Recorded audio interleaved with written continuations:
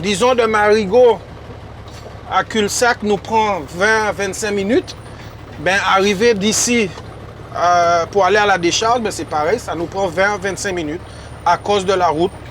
Et bien sûr, pour ne pas endommager nos camions, on est obligé de rouler à 10, 15 à allure, quoi. Et puis à partir de là, vous allez voir, ben, il y a des trous, il faut aller en zigzag. Une fois passées les portes de l'écosite, un nouveau problème se pose. Selon les transporteurs, pas assez d'espace pour décharger le contenu des bennes, impliquant parfois de vider sur les seules zones disponibles. Aujourd'hui, on a une forte saturation de l'ISDND.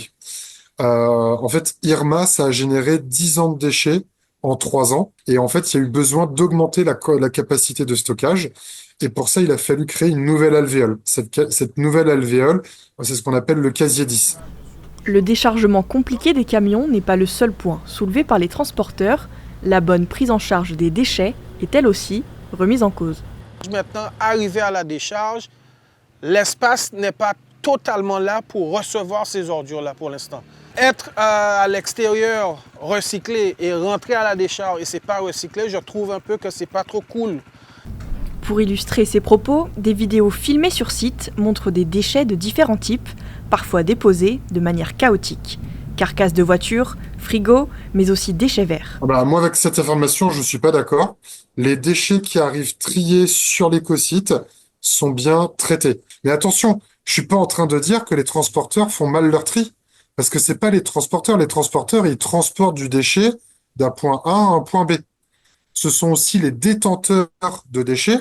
Donc ça peut être les chantiers, ça peut être les chantiers de villas, ça peut être les chantiers du collège, ça peut être les chantiers de la nouvelle préfecture, ça peut être les bennes qui sont mises à disposition sur les différentes entreprises.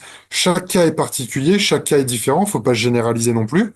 Mais il y a aussi au niveau des détenteurs de déchets, un tri qui est mal fait ou pas fait, et les transporteurs, ils transportent la benne. Je veux dire, ils sont pas responsables du tri de leurs clients. Le protocole signé vendredi dernier devrait aider à clarifier la situation entre Verde SXM et les transporteurs. Ces derniers reconnaissent que ce n'est qu'un premier pas et que d'autres points devront être abordés après la mise en place du casier numéro 10, prévu pour fin janvier.